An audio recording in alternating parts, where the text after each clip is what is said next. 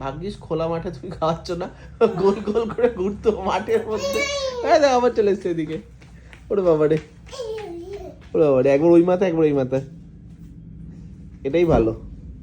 আমার কথা শুনে তো তুমি ডায়েটও করো না, এক্সারসাইজও করো না। মেয়ের জন্য এবার মেয়ের জন্য করতে হবে। আবার নিজেও ভাতের বাটি নিয়ে ঘুরছে।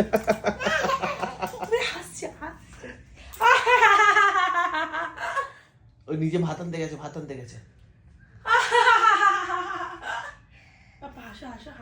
মাম্মা